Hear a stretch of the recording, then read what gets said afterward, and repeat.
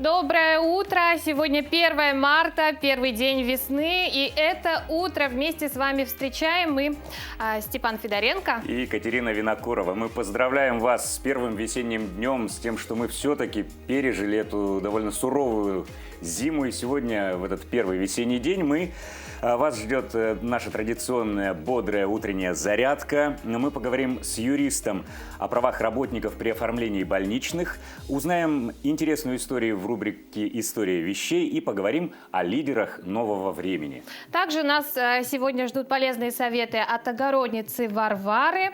Ну и по традиции ожидаются интересные гости. Ну а начинаем мы эфир с погоды. Итак, сегодня в центральных районах в 6 часов утра температура воздуха составила минус 25, минус 27 градусов. В Заречной группе минус 25, минус 36. В южных улусах минус 30, минус 32 градуса. В Вилюйской группе минус 30, минус 41. В Нижнеленских минус 29, минус 37 градусов.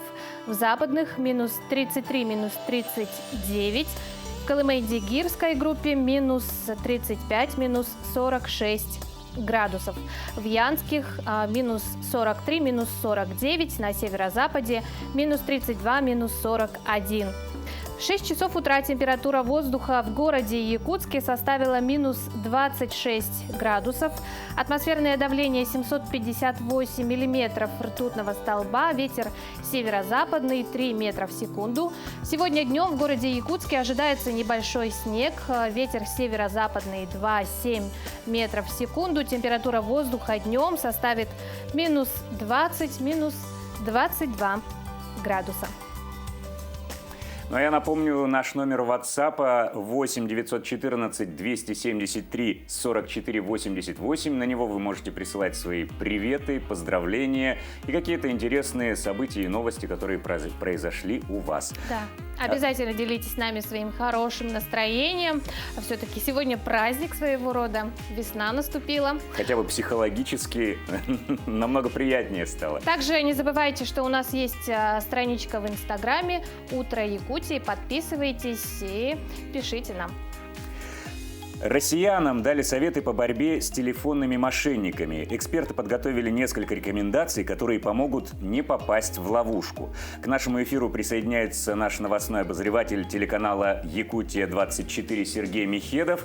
Сергей, доброе утро. Как не попасться на уловки мошенников? Утро доброе, коллеги. Действительно, россиянам рассказали и дали несколько простых советов. Ну и, наверное, самое главное из этого, это чтобы заставить мошенника врасплох, нужно задать ему несколько уточняющих вопросов. Ну а еще проще при возникновении подозрений сразу прямо сказать собеседнику: «Я считаю, что вы мошенник», и буду звонить в службу поддержки. Доброе утро, Якутия. Мы переходим к основным новостям.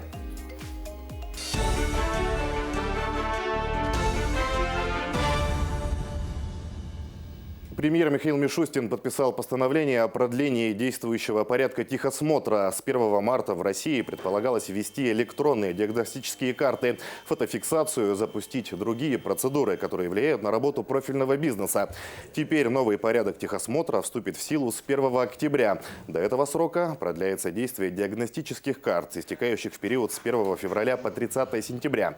Таким образом, автолюбителям не потребуется проходить техосмотр, так как полученные ими ранее диагностические карты будут продлены автоматически.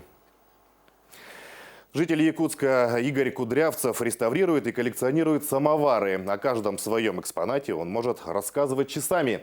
Глядя на торжественно сверкающие пузачи, трудно представить, что когда-то в руки Игоря Кудрявцева они попали старыми, дырявыми и черными от угля и сажи. Реставрирует он их в свободное от работы время в своей небольшой отдельно стоящей мастерской и признается, что занятие приносит ему истинное удовольствие. Свое необычное хобби Игорь начал 6 лет назад и уже собрал серьезную коллекцию, а это более 100 разнообразных самоваров. Самовар стоил хороших денег, даже в районе, получается, стоимости коровы там или еще что-то в этом роде, да. То есть не каждый мог себе его позволить? Не каждый мог. Ну, естественно, те, которые трудились, вот, и, естественно, зарабатывали деньги и продавали, ну, то есть покупали самовары. Естественно, в семье было два самовара. Один праздничный, один повседневный. Ну, то есть, который кипятил у нас воду, можно сказать, с утра до вечера. Естественно, когда устраивались какие-то празднества там, или еще что-то, особые даты, доставали там второй самовар. Вот, и всегда было два. Опять же, самовары продавали на вес. Чем тяжелее, тем дороже. В Национальный день здоровья в Якутии родились 12 детей. Еще 2 ребенка увидели свет в момент проведения акции. Напомним, в честь Дня здоровья накануне вечером на телебашне в честь новорожденных включили подсветку. Первый малыш появился в Хангаласском районе. Это мальчик. Остальные дети родились в городе Якутске, в Среднеколымском, Мирнинском, Хангаласском, Нюрбинском и Алданском районах. В год здоровья заложена добрая традиция освещать рождение каждого новорожденного в этот день подсветкой телебашни в Якутске в красный и синий тона. Далее о спорте. В Якутске завершился республиканский чемпионат по волейболу, который начался 24 февраля. Медали соревнований оспаривали 6 сильнейших команд на площадке Дворца спорта «50 лет Победы». В результате победу одержала команда Алекминского района, на втором месте спортсмены из Намского улуса, а третье место заняла команда города Якутска. Ну, конечно, в связи с пандемией команды не все, так понял, что хорошо тренировались, так как спортивные объекты были закрыты. Но, несмотря на это, очень хорошую игру показала сборная команда Алекминского района. Ну и, конечно, также хорошо сыграла сборная команда Намского района. К этой минуте у меня все, и передаю слово коллегам.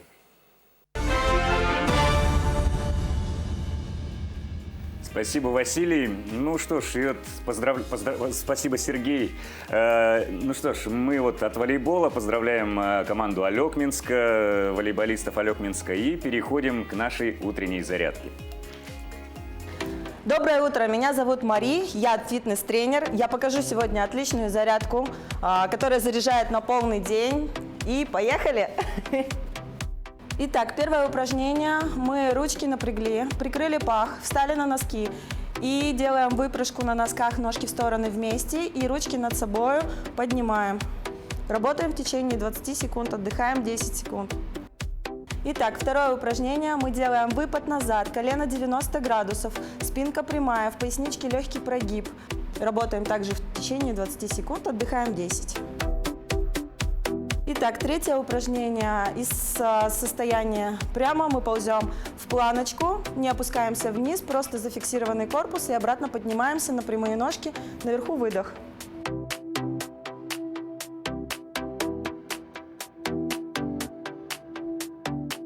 Четвертое упражнение. Мы садимся в стул, делаем легкую выпрыжку вверх на носки и обратно также приземляемся мягко на носки. Колени 90 градусов, ягодицы отводим назад, в пояснице легкий прогиб.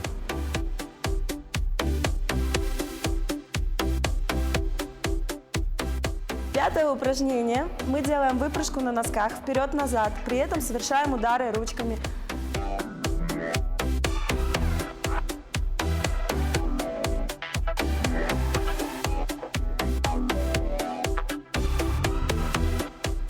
Из состояния стульчик, из приседа, да, мы совершаем подъем вверх, делаем локоть колено на выдохе, обратно возвращаемся в стул, делаем носок, ручка, обратно в стул, противоположная рука, опять колено, опять сели в стул и опять противоположный носочек на выдохе.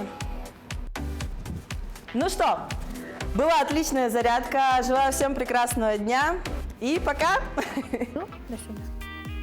Доброе утро. Мы продолжаем. Специалисты разрабатывают новые методики по реабилитации переболевших коронавирусной инфекцией. Так, Ассоциация реабилитологов Якутии готовит новый социальный проект.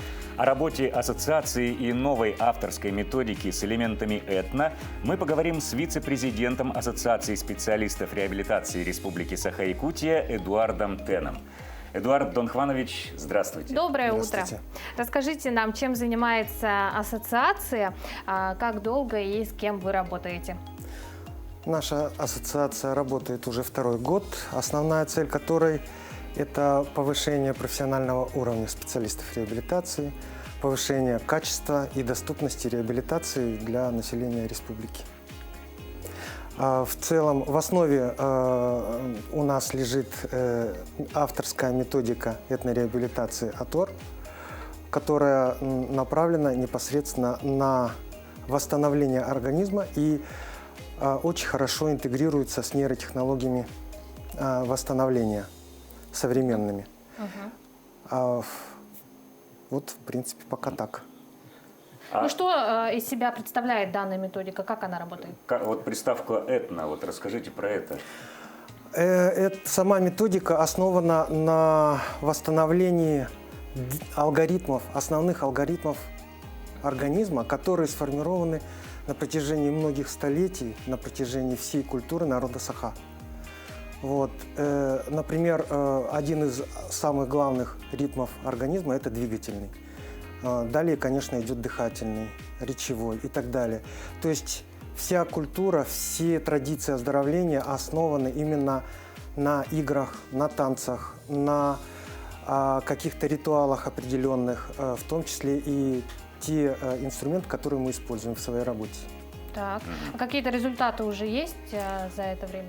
Да, конечно, результаты есть. Об этом, в принципе, очень хорошо говорит тот показатель, что наши услуги постоянно растут и они востребованы.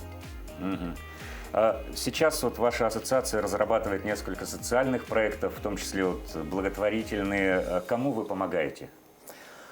С самого начала деятельности ассоциация проводит два небольших проекта. Первый – это детский. Он направлен на длительную реабилитацию сложных маломобильных детей. Второй проект, он для взрослых, но был приостановлен из-за пандемии. Мы работали непосредственно с ветеранами МВД и боевых действий. Вот. В целом, дальше те проекты социальные, которые мы собираемся реализовывать в этом году, вот, они направлены в основном на расширение благотворительных возможностей. Но если говорить более подробно о реабилитации после ковида, да, насколько успешно, продуктивно реализуется методика, да? Мы впервые начали ее использовать, будучи в командировке, самым неожиданным образом. Нас попросили помочь человеку с тяжелыми осложнениями после ковида. Вот. Там мы впервые использовали вот эту нашу методику этнореабилитации, которая, в принципе, вернула его к полноценной жизни буквально за 7 дней. Вот. Поэтому мы начали ее применять уже повсеместно и здесь, в нашем основном центре двигательной коррекции. И сейчас собираемся запустить проект по реабилитации после ковид и с целью отработки технологий и доступности для людей с ограниченными возможностями здоровья и пожилого преклонного возраста. Вот как раз мы видим ваших пациентов. Реабилитация насколько рассчитана, на какой период времени? Реабилитация по ковид в среднем происходит в зависимости от состояния человека от 3 до 7 дней. Вот. В среднем где-то получается около короткий срок, да? Довольно быстро, да? Довольно быстро и довольно эффективно. А как вас найти, да, вот, кто нуждается в помощи в первую очередь? Ну, 70% всех наших посетителей, их у нас уже прошло более 500, вот, это дети и взрослые с ограниченными возможностями здоровья, с инвалидностью. Вот. И люди, конечно, после ковид их сейчас становится все больше и больше, самые разнообразные осложнения. А дети с какими диагнозами к вам обращаются? У нас дети ДЦП после каких-то определенных травм, после операций, с тяжелыми нарушениями речи. В основном вот эта группа. Ну, как можно вас найти? Скажите. Да, наш центр двигательной коррекции находится на 202-м микрорайоне, 14-й корпус, в помещении Diamond Clinic. А что нужно? Какое-то направление или просто позвонить, записаться, прийти? Надо встать в очередь, возможно. Очередь у нас небольшая. Позвонить можно по телефону 8 964 076 76 61 или в соцсетях аккаунт Instagram rehab.ekt. Ну что ж, спасибо, Эдуард Анхванович. Всего вам самого хорошего. Спасибо. Вашим пациентам здоровья. Ну и вам. Будьте здоровы. Спасибо. Отличного дня вам сегодня. Спасибо. Мы продолжаем? Да. Катерина, ты прекрасно сегодня выглядишь. Неужели только сегодня? Всегда. Спасибо, Степа, за Особенно комплимент. утром в 7 утра. Спасибо большое, я очень стараюсь. Ты вообще часто людям говоришь комплименты? Ну, стараюсь, но очень часто мои комплименты выходят не как комплименты, а иногда обратная реакция вызывает. Почему? Не знаю. Знаешь, это очень странно сидеть в масках и делать комплименты. говорить друг другу комплименты. Кстати, психологи утверждают, что комплимент – это одна из лучших форм мотивации. И не обязательно их делать только о внешности, можно похвалить и за какие-то качества, да, человека. И сегодня прекрасный день для того, чтобы начать день с комплиментов. И почему бы не начать его с комплиментов себе? Например, проснуться, посмотреть в зеркало, сказать, какой я красивый, какой я молодец. Сегодня все будет хорошо. Как я сегодня встал вовремя по будильнику, да? Ну, а в эфир вышел. Да.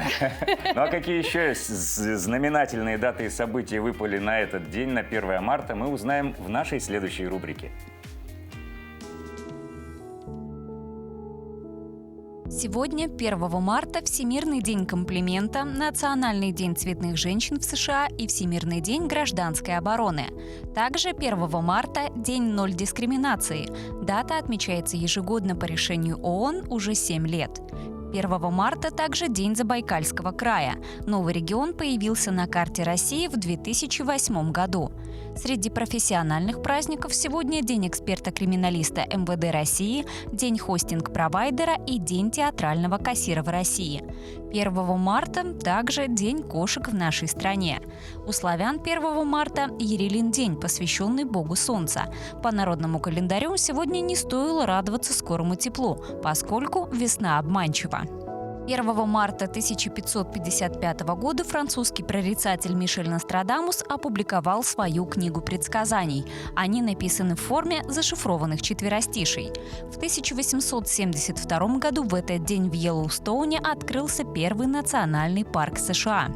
1 марта 1873 года американский конструктор-оружейник Фил Ремингтон начал производство первой пишущей машинки. Аппарат получил название по фамилии инженера. 1 марта 1954 года США произвели взрыв водородной бомбы на атолле Бикини в Тихом океане. В 2000 году в этот же день произошел бой в Аргунском ущелье в ходе Второй Чеченской войны. Тогда погибла рота псковских десантников. 1 марта 1445 года родился Сандро Боттичелли, итальянский живописец эпохи Возрождения.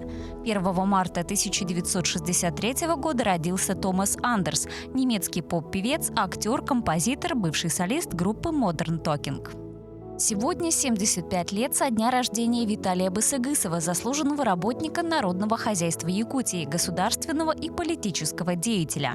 Также сегодня 70 лет со дня рождения Леонида Ковалева, организатора геологической службы в Якутии, кандидата экономических наук, заслуженного геолога республики, почетного разведчика недр СССР. Именины в этот день празднуют Даниил, Илья, Макар, Павел, Памфил, Порфирий, Самуил и Юлиан. Доброе утро! Сегодня 1 марта. Мы продолжаем наш эфир. Суровый мир смешанных единоборств – настоящий вызов для человека с ограниченными возможностями здоровья.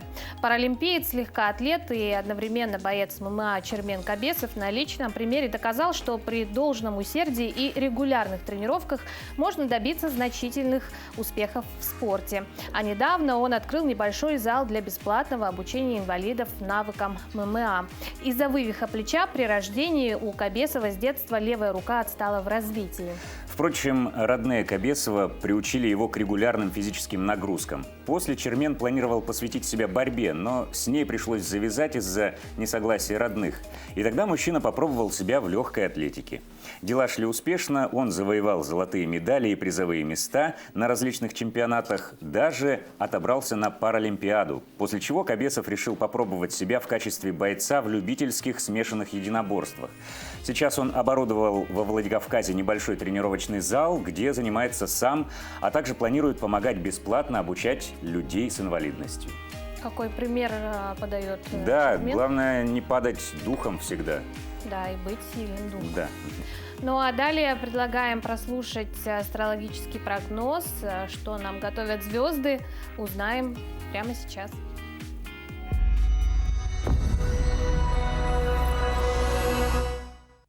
Овен, вы не способны повлиять на скорость событий этой недели и на настроение окружающих.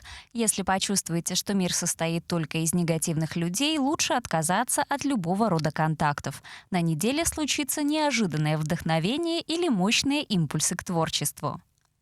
Телец, гороскоп не советует вам вмешиваться в события начала недели, если чувствуете, что до конца не понимаете суть происходящего. Можно попробовать начать новый роман, убедить в своей правоте несговорчивого партнера по браку, найти компромисс в общении со старшим или младшим поколением близких людей. Близнецы, эта неделя благоприятна для выполнения разного рода хозяйственных дел. Вам также стоит оптимизировать свои расходы. Нацелиться следует только на то, что происходит в собственной жизни. Гороскоп советует провести конец недели, устраняя по очереди каждую из вяло текущих проблем. Рак. Любые незавершенные дела на этой неделе для вас неприемлемы. Старайтесь довести до логической точки каждый подобный вопрос. От этого во многом зависит ваше будущее. Удача предвидится в ходе личных дел и в финансовых начинаниях. Лев. Гороскоп призывает вас принимать во всем происходящем самое живое участие. Стоять в стороне или замалчивать личное видение ситуации значит добровольно отдать шанс на успех кому-то другому. Тем, кто недавно начал любовный роман, не следует принимать близко к сведению то, что пишут или говорят о второй половинке. Дева, при желании вы способны достичь успеха, но он будет подразумевать крупное вложение сил, нервов и времени. Конец этой недели, вероятно, заставит пересмотреть вас какие-то ценности.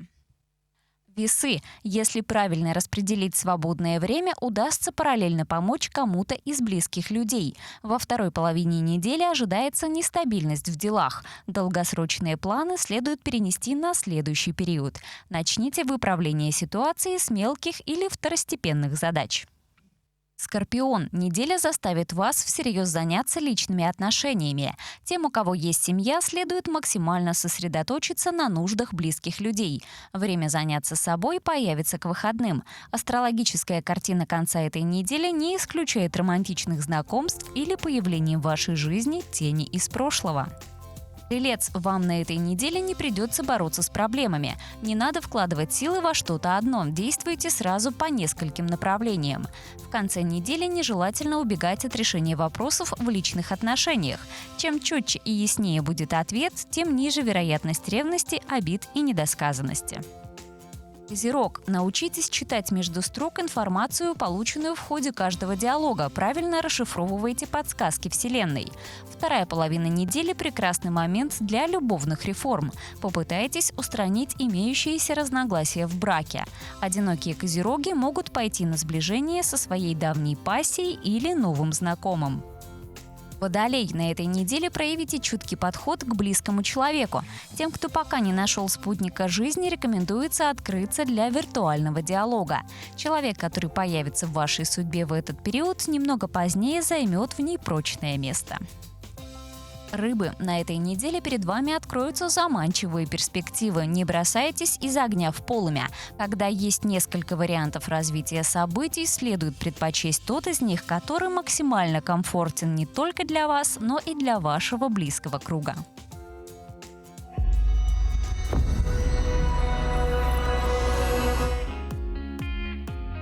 Надеяться, что для каждого из знаков неделя будет обязательно удачной.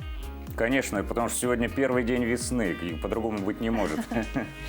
Хотим напомнить вам про наш WhatsApp номер 8 914 273 44. Также напомним инстаграм-страничку «Утро Якутии». Подписывайтесь, ставьте лайки. Присылайте интересные новости, как вот, например, вот такая вот новость.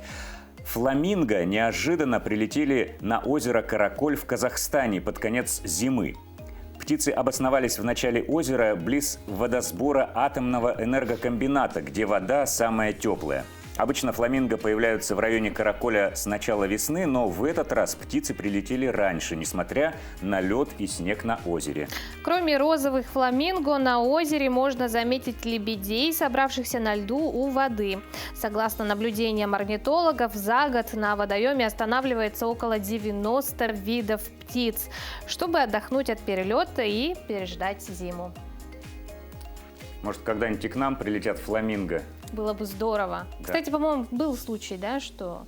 Фламинго, я не знаю. Или я ошибаюсь. В общем, какая-то очень... Говорят, лебеди прилетали к нам. Такая экзотичная птица, насколько я помню, нечаянно упала в районе нашей республики.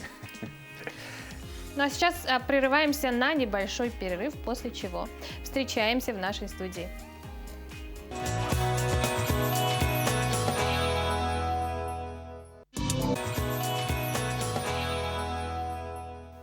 Доброе утро! Мы продолжаем наш эфир на наш WhatsApp номер 273-4488.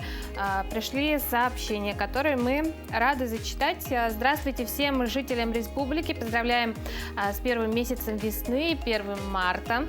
Желаем всего хорошего, здоровья, отличного настроения. С уважением, Галина Петровна и Иннокентий Егорович Титовы, села Тюнгюлю.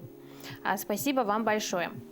Мы также всех еще раз поздравляем, не устанем поздравлять с этим замечательным днем, с 1 марта. Каждое государство, желая своего процветания, возлагает надежды на молодежь, активных, образованных, энергичных, молодых юношей и девушек, которые не боятся смело свежим взглядом смотреть на те или иные проблемы, возникающие в различных отраслях политики, экономики и науки. Будущее страны в руках молодежи. Наше светлое будущее – это то, что нас ждет, что будет с нами, нашей жизнью, которую мы создаем. Но что делать, если есть идея, но нет возможности реализации? Вот как часто, в принципе, у молодежи возникает. Бывает, идей много, порывов много, а реализации, возможностей нет. Мы узнаем в нашей рубрике «Лидеры нового времени» в сюжете Полины Долинской. Лидеры нового времени.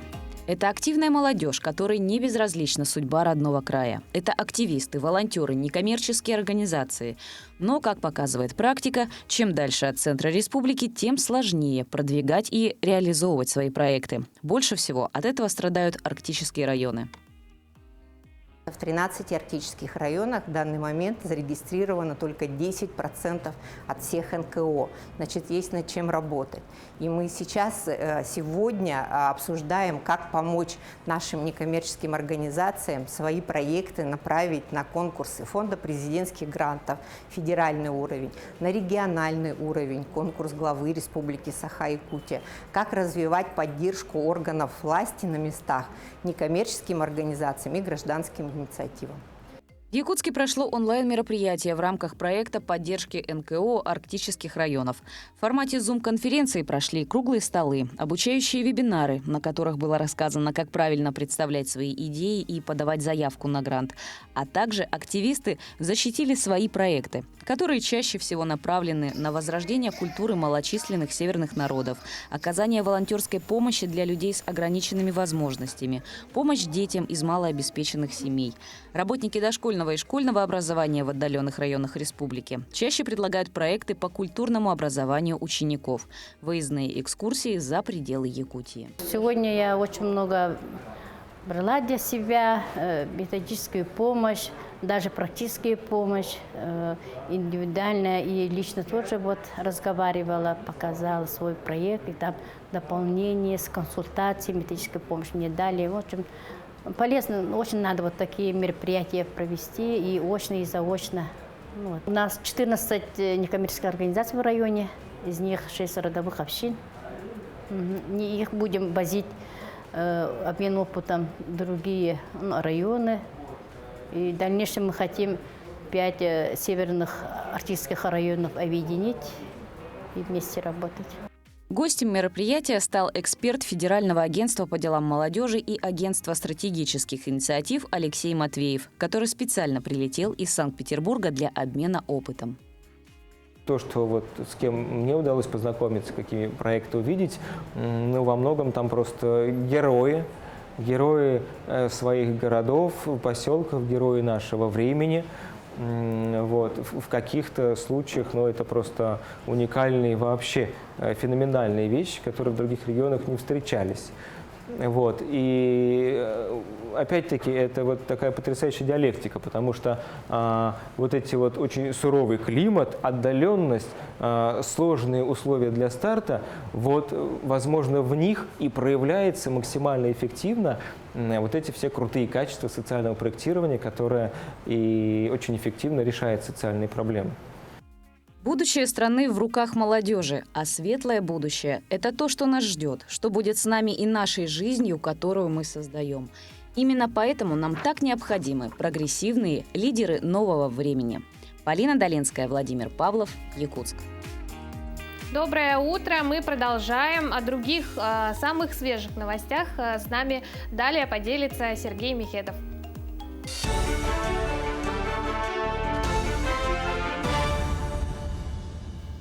Почти 27 тысяч человек зарегистрированы как безработные в Якутии. Об этом сообщает пресс-служба Госкомзанятости региона.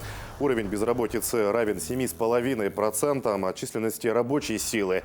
В органах службы занятости якутянам предлагают более 9800 вакансий. Говорится в сообщении. Отмечается, что востребованные специалисты в сфере добычи полезных ископаемых, строительства, транспортировки и хранения.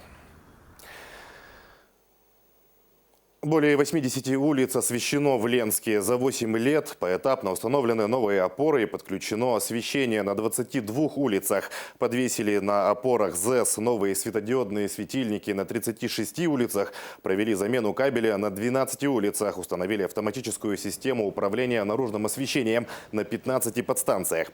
В этом году работы будут продолжены. Планируется осветить 9 улиц частного сектора. На эти цели заложено порядка 7 миллионов рублей. Освещение прежде всего необходимо для безопасного передвижения в темное время суток. Художественный мир Афанасия Осипова. Под таким названием открылась экспозиция в картинной галерее академика. Всего представлено 40 живописных произведений. Это портреты, пейзажи, жанровые картинки, представляющие многогранный творческий путь выдающегося якутского художника. Посетители галереи смогут больше узнать об авторе и его работах в формате дополненной реальности. Для этого необходимо установить бесплатное мобильное приложение «Артефакт», доступное в Google Play и App Store, и навести его на картину. Программа распознает музейные экспонаты и выводит всю информацию о них на экран смартфона. Творчество Афанасия Николаевича Осипова на протяжении многих десятилетий определяло развитие живописи Якутии, начиная с конца 50-х годов.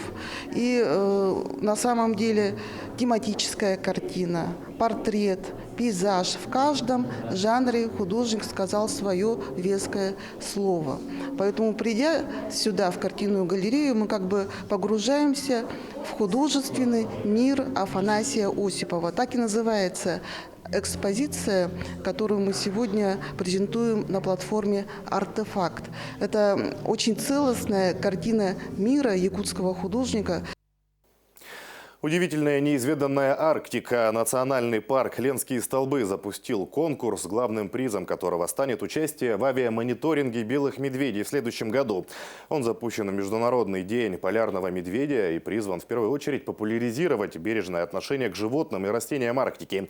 Конкурс пройдет в 3 этапа. Его участники должны будут подготовить научную статью о сохранении биоразнообразия Арктики, научно-исследовательский проект и снять видеоролик о перспективах развития арктического туризма. Проведение конкурса стало возможным благодаря поддержке Министерства экологии региона, Института биологии и криолитозоны «Саран», а также Русского географического общества в Якутии. В рамках развития заповедника Медвежьи острова в Республике Саха-Якутия уже проводятся мониторинговые полеты по подсчету популяции белого медведя. Весной тоже состоится полет по мониторингу малышей, медвежат, которые родились в этом году. Чтобы популяризировать белого медведя, чтобы люди обратили внимание на этот вид, исчезающий вид, внесенный в Красную книгу, мы решили расширить экопросветительские мероприятия, а именно провести совместно с дирекцией Национального парка Ленские столбы и заповедника Медвежьи острова конкурс, чтобы дети приняли участие. Это даст в будущем возможность детям полететь экскурсию, ну, конечно, сопровождающим, и увидеть воочию хозяина Арктики, белого медведя и белых медвежат. К этому часу это все новости. Я возвращаю слово коллегам. Спасибо, Сергей. Мы продолжаем наш эфир. Ты знаешь, сколько раз я не был в нашем зоопарке Артудайду, вот ни разу не удалось мне увидеть нашего белого медведя. Как так? Вот так. Так их еще целых 3 сейчас. Ничего себе. Они размножаются там, оказывается. Ну, а мы продолжаем. У нас есть сообщение на WhatsApp номер. Дорогую любимую племянницу Ефросинию Калитину поздравляю с днем рождения. Желаю крепкого здоровья, благополучной, долгой жизни и солнечной, теплой улыбки на всю жизнь. Целую, сестра Тамара. Напомним, наш WhatsApp номер 8 914 273 44 88. На него присылайте приветы, поздравления для своих близких, а также какие-то интересные новости. Мы поздравляем Ефросинию и всех именинников этого дня. Отличный день, 1 марта. Сколько сегодня именинников получат подарков, да? И сколько приятных, теплых воспоминаний будет связано с этими подарками. Я думаю, у каждого из нас есть такая вещь, которую мы бережем. Которая нам о чем-то напоминает. О чем-то напоминает, может, и не всегда о хорошем, конечно. Да, такие вещи всегда помогают вспомнить что-то хорошее об их владельцах, рассказать какую-то интересную историю. И сейчас в рубрике «История вещей» мы как раз расскажем об одной такой интересной вещице. Сегодня я хочу вам рассказать вот о такой вот интересной вещи, которая много-много лет хранится у нас в семье. Это обыкновенная дамская муфта, которые были модные в предвоенное и послевоенное время. Муфта сшита из меха горностая.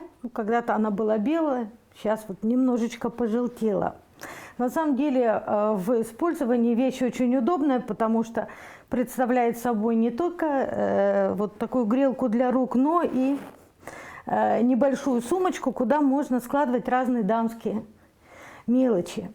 Муфта эта принадлежала моей бабушке, родной сестре моего деда, Марии Кузьминишне Строговой. Но Мария Кузьминишна, она была не только красивой женщиной, но она и была участником Великой Отечественной войны. Фармацевт по образованию, тем не менее ушла на фронт в качестве солистки, певицы Воронежской филармонии. У нее был очень красивый голос, и всю войну Мария Кузьминишна прошла в составе вот таких вот концертных бригад, которые организовывала Воронежская филармония. К сожалению, в 1944 году из-за болезни, ну, сами понимаете, петь на передовой это достаточно сложно, и вообще вот перемещаться по фронту. Мария Кузьминишна заболела и из-за болезни потеряла голос. Но с музыкой она не рассталась, она продолжала преподавать музыку детям, при этом работая по своей основной специальности. В последние годы своей жизни Мария Кузьминишна жила в замечательном, очень красивом городе Львове, где и скончалась в 1978 году. Такая хозяйка, красивая женщина, которая была ветераном войны.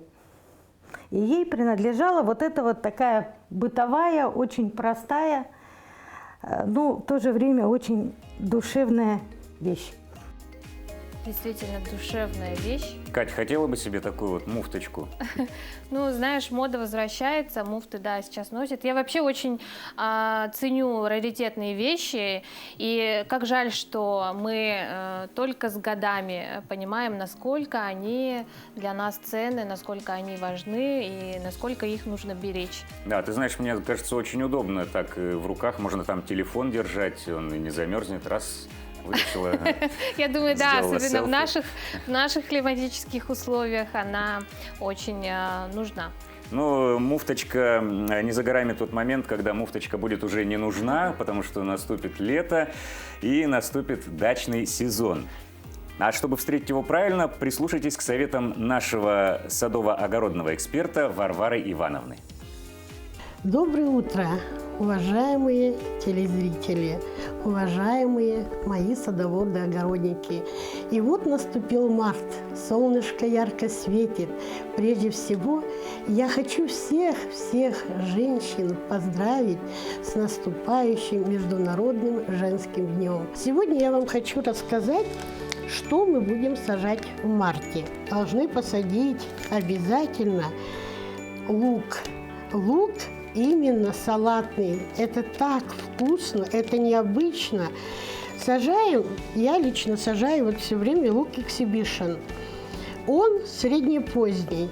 И его желательно посадить так, чтобы он у нас уже был где-то на салат в июле. Его нужно посадить вот сейчас. А также нужно еще продолжить посадить сельдерей, но не корневой. Корневой уже поздно. Нужно сажать только черешковый. Листовой еще рано. Это вот из овощей, что мы именно сажаем.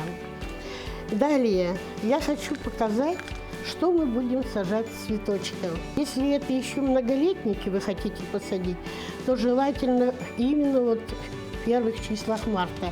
Если пойдут у нас однолетники, то их желательно уже сейчас весь март сажать. Такие, как лобелии, вот все виды лобелий, сажайте прямо сейчас. В начале марта вы сажаете петунии, только те, которые гибридные, которые нужно посадить пораньше, чтобы они пораньше зацвели. Это такие, как сурфини, грандифлоры, крупноцветковые, а также, в общем-то, все виды новых петуний. Смотрите, появился новый вид петунии. Вот такой вот крупноцветковая, махровая, срезочная. Это впервые у нас. Также можете сейчас сажать флоксы, все виды флоксов, гвоздики, остеоспермумы, винидиумы, лобелии, рудбеки, шафраны. Именно вот из бархатцев только шафраны, потому что их нужно пораньше посадить. Еще я хочу сказать, что весь март мы сажаем помидорки. Те, которые в теплицу, те нужно сажать пораньше, которые высокорослые, большие, а те, которые мы будем сажать на улице, после 10 даже июня получается, их мы посеем попозже. Всего вам самого доброго, хороших урожаев. И еще хочу сказать, что не живите уныло и не жалейте, что было. Не гадайте, что будет, а цените, что есть. Ну, дача – это еще не только огород, но еще и какой-то такой отдых менее активный, чем банька, огород. Например. Да, например, банька. Вот кота по кличке Мурзик не испугаешь высокими температурами. Смельчак из Челябинска заходит в разогретую сауну и парится наравне со своими домочадцами. Хозяин пушистого банщика рассказал о необычном увлечении своего питомца. Специально кота к бане не приучали. Мурзик сам изъявил желание и любит париться 2 или даже 3 раза в неделю. Питомец также не отказывается от веника в парилке и обтирания снегом. Обычно хозяин прогревает баню до 50-60 градусов, но кот спокойно выдерживает и более высокую температуру.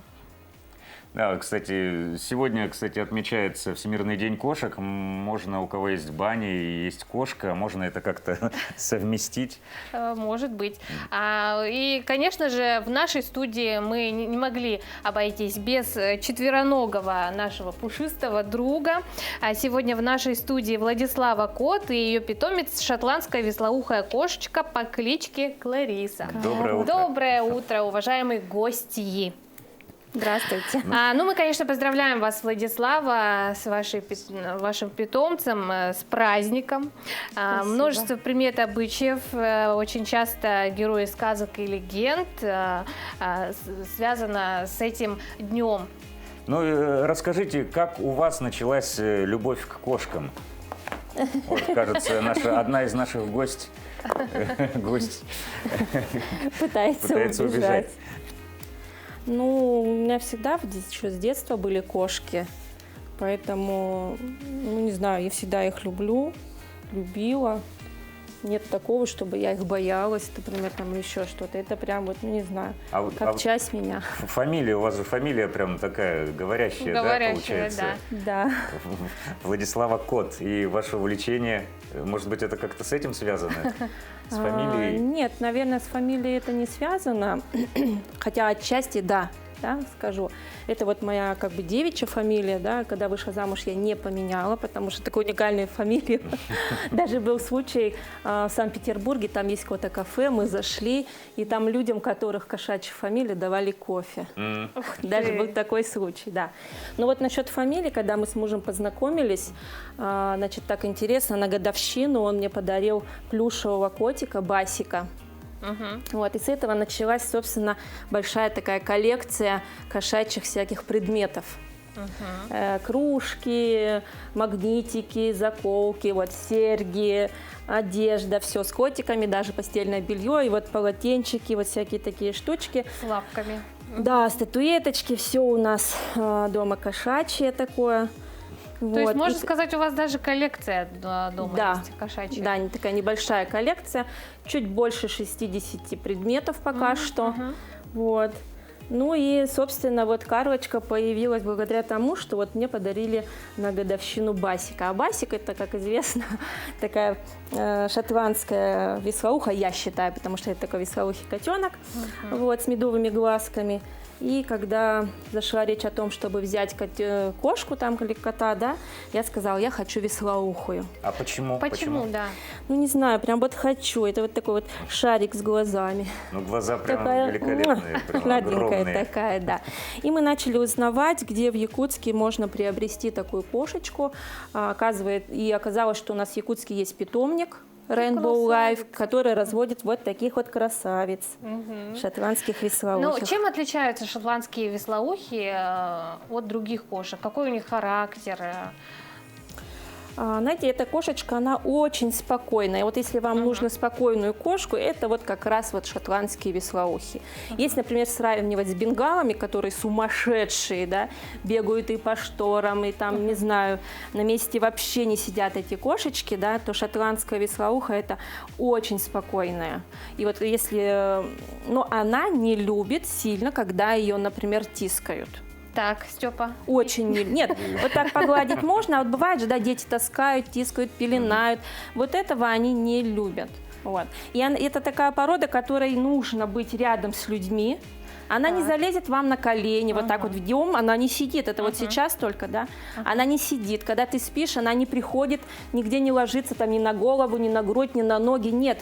У нее только есть утренний ритуал, она придет, помурчит вот здесь и уходит, все. Но ей надо находиться рядом с людьми. Если она никого в зоне видимости не видит, она идет, тебя ищет и рядышком где-нибудь садится, ложится вот так. А если мы с мужем, я на кухне, а он в комнате, значит, она ложится посередине, между этими комнатами, да, и как бы вроде как контролирует. Я и там, и там.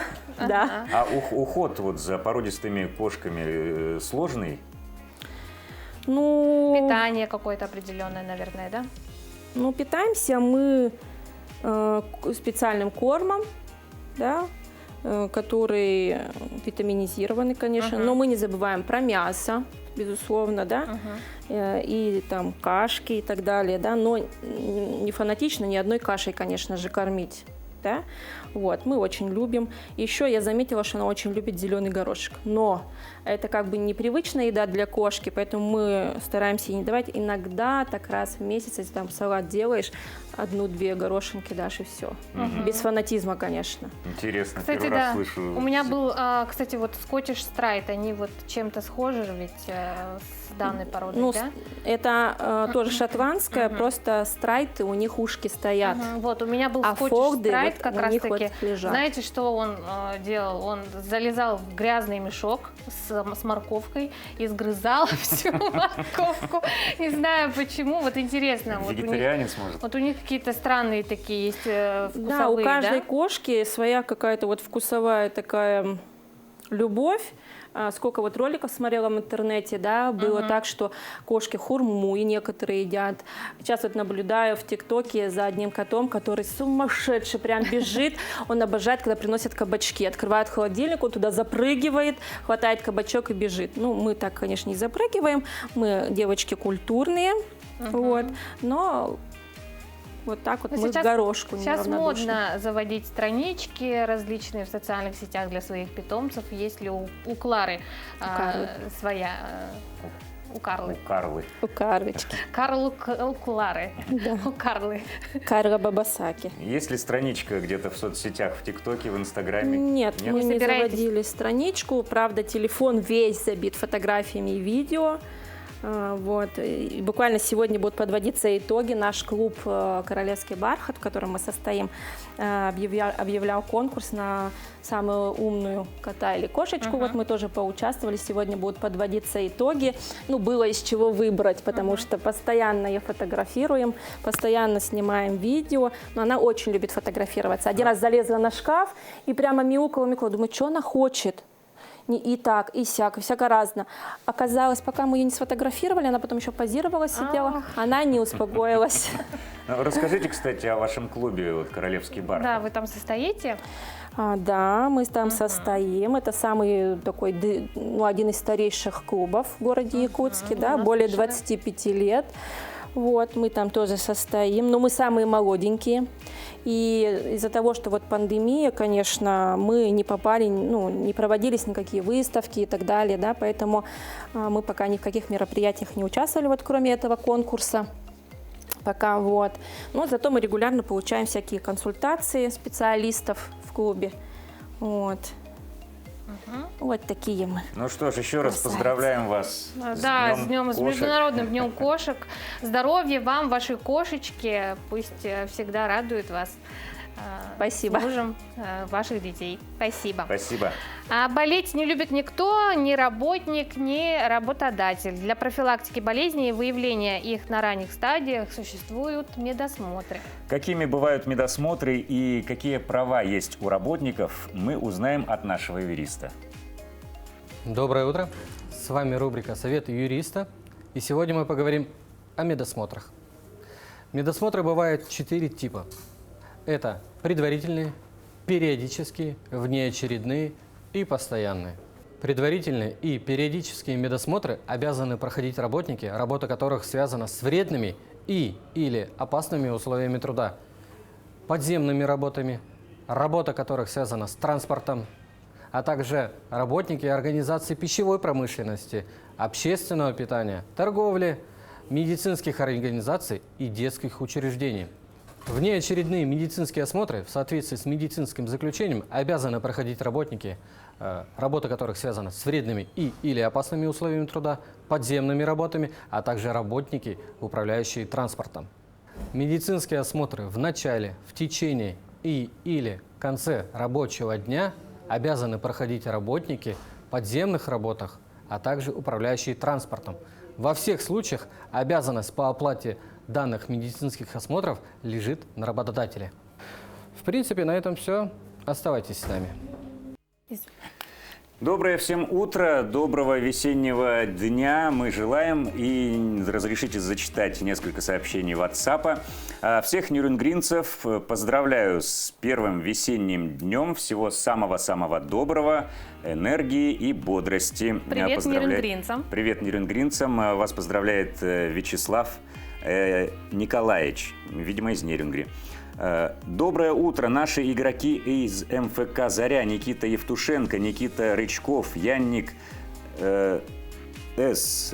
играют с МФК ЛСК Липецк. Хочется пожелать им здоровья, удачи в плей-офф и дальнейших побед. С уважением, Вера Васильевна. Вот такое еще сообщение пришло.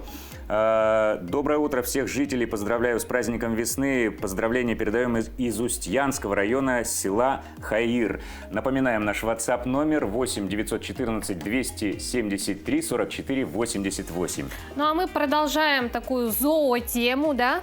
Два детеныша ягуара, рожденные в неволе, проживают в специальном вольере в национальном парке в аргентинском регионе Гран-Чако. Малыши родились 30 января и являются частью проекта, направленного на восстановление популяции хищников и местной экосистемы.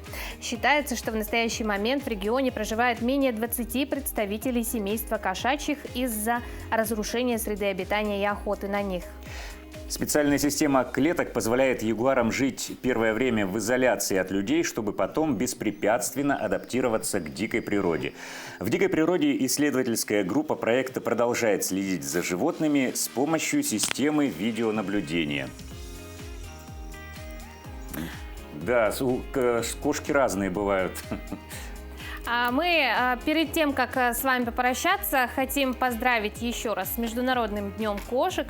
Также не забудьте сегодня сделать комплименты тем, кому бы вы хотели. Да, сегодня день комплиментов. Катя, по-моему, мы замечательно сегодня отработали утро. Я думаю, да, мы большие молодцы. Начинаем день с комплиментов себе. Не забывайте писать в наши социальные сети, Инстаграм, страница «Утро Якутии». Пишите, делитесь с нами хорошими новостями, предлагайте темы, а также пишите на наш WhatsApp номер. Ну что ж, на этом все. Желаем вам всего самого-самого доброго. С праздником! Хорошего дня!